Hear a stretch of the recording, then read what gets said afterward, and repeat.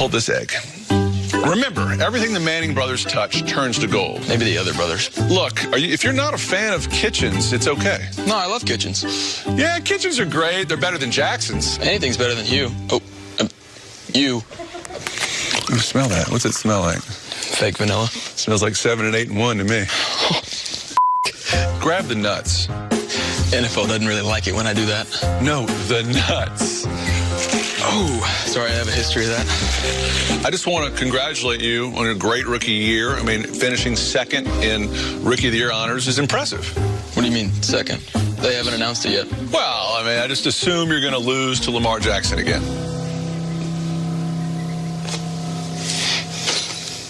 Do you remember your first loss? It was in Oakland. It was right here, my friend.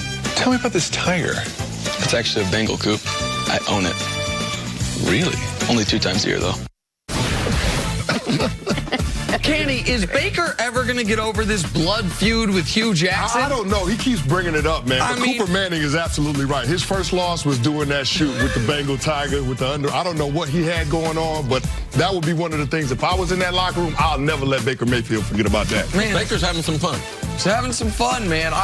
Somebody needs to get to the real story of the Baker-Hugh feud. Because it's more than just, I didn't think I was coached right. There's something else there. I mean, every chance he gets. It's a lot of shade coming from Baker Mayfield. But he steps into it. He fully leans into it. He doesn't back away.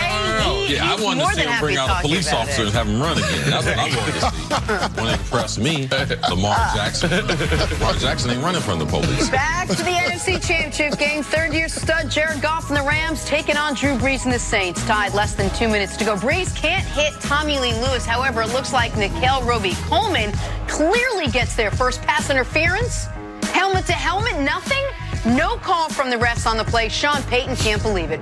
Saints kick a field goal to make it 23-20. Less than a minute left. Goff to Robert Woods. Gets into field goal range.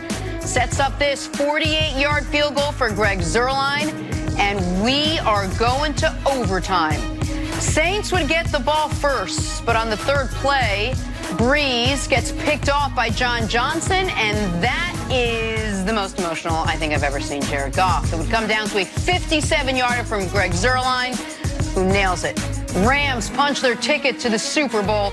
After the game, all the Saints talk centered around the no call, and as you'd imagine, Sean Payton was not happy. Just getting off the phone with the league office, they blew the call, and man, there were a lot of opportunities, though, but that call puts it 1st and 10. We're on an E3 plays, and it's a game-changing call, and that's where it's at. Without bashing a so-said referee who's supposed to be a lead at his job, I don't know, blame it on the government shutdown, I don't know.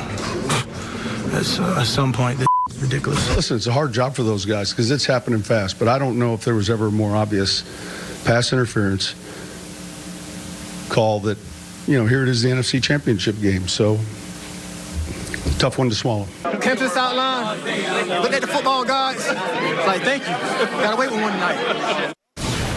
If there's anything I've learned from being on this show, it's that games don't come down to one play. There's always a lot that factors in. But did this happen in this game? Did the refs cost the Saints a chance at this Super Bowl, Canty? Jenna, I'm right there with you. I typically don't think the game comes down to one play. But if they get that pass interference call on the throw to Tommy Lee Lewis in that situation, they got the ball 1st and 10 down in the low red zone. And the Saints had made sure that they forced the Rams to burn a timeout with their second down call because they ran with Alvin Kamara. So it was a situation where the Rams would have had to burn their last timeout.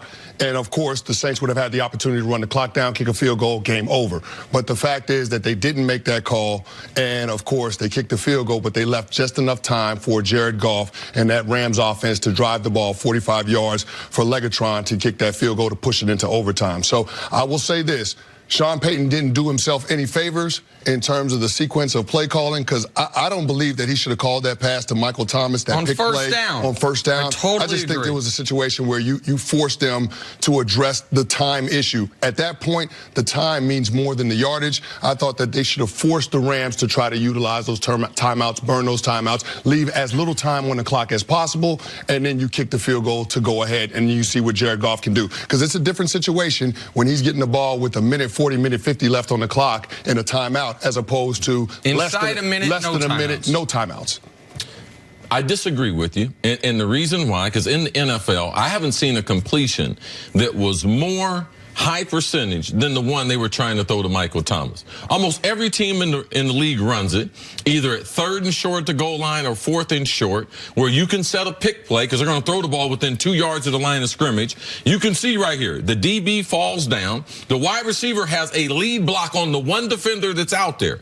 So if I am going to throw the ball, and I know you guys have the benefit of realizing it didn't work, realizing they didn't win the game. But you're talking about high percentage.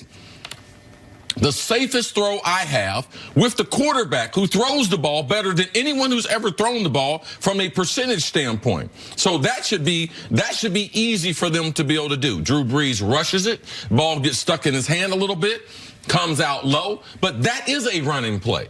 That part right there, that's why I have to disagree with you. And watching the NFL, I watch almost every team run that same play. And with Michael Thomas and Drew Brees, with that perfect coverage, I'm expecting to get a completion, which is just like running the football. And listen, if the ref makes the right call, all of it's moot, right? If the ref makes the right call, they are taking knees until 10 seconds, kicking a field goal, and barring a Will Lutz disaster, they're going to the Super Bowl. I understand that. But the reason why that, in my eyes, is not like a running play is because a running play has a 0% chance of an incompletion. Well, there's a chance coaches throw the ball, and especially on 1st down. They know they're going to disregard everything else, and every guy on that defense is trying to hit a gap. And Alvin Kamara had a fumble earlier in the game because Aaron Donald got penetration. I'm with you. I completely understand Of course, but the reality is if the Rams have 3 timeouts, it's a different story. Because if the Rams have 3 timeouts, if you run it 3 times, they're still getting the ball with 1:30 plus. Yes. When they only have 2, and you are guaranteed that if you don't fumble the football, they are getting the ball back with less than a minute left, having to drive into field goal range, I thought it was insanity to throw the ball on 1st down. This is the thing I don't understand about you. You like when people do things very, very different.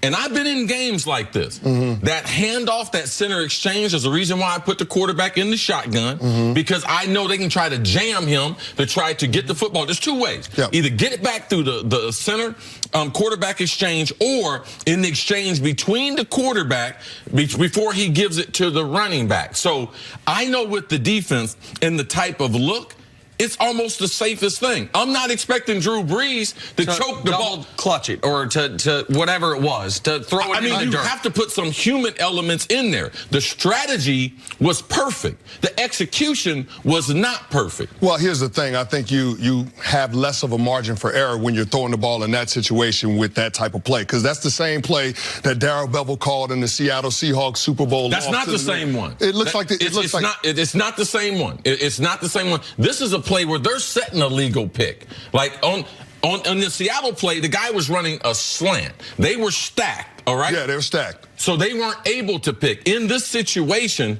we've seen this play this year. They've changed the rules that you can block or engage a guy down the field if we throw the ball within 1 yard left or right of the line of scrimmage. Okay. So it's a different format. I can understand why you would think that. You know, this so similar concept, not exactly the same play. Well, similar concept that neither one of them worked. Yeah. Well, let me listen. You said something I think interesting there, and this will be helpful. You said one of the things you don't understand about me, I think, was that I like when guys are aggressive. You said people do things different. What I like is when people understand time, score, situation, and the math of a situation. And I know, see, it's not a math equation. I know that. No, it is a math equation. But at that, they got 9 guys in the box. At that, you're disregarding that, man. No, I'm not disregarding that. What I am regarding there is that you are not playing the Rams anymore. You are playing the clock. And it is not, first of all, I don't believe it's a give up by running on 1st down. Does it help me to score a touchdown? You don't need a touchdown. No. You need a 1st down. I asked you to answer that question. Does it help me to score a touchdown? No, but if I'm the Saints, you want to know something, see? If you're asking me, would I rather run the ball there or score a touchdown on the first play and give the Rams 1:45 and 2 timeouts? I'd rather run the ball there and get 2 yards. Because you are playing the clock. You are not playing the opponent. Now, if the refs make the right call, which was the beginning of this whole discussion, this would not be what we're talking about. And it's unfair to Drew. Like, this is a legacy moment. There's a lot of things involved here where this is, I don't know how, if you're Drew Brees, you get over this. Like, this was your opportunity. Throw the ball better to Michael Thomas. That's how on you the get first on first down. I'm talking about the missed call on third down. But I understand the Saints' frustration throughout all of this, but it didn't need to come down to that ref's call. All right, Cris, thank you. Coming up, how impressive was Pat Mahomes going toe-to-toe with Tom Brady? That's next on First Things First.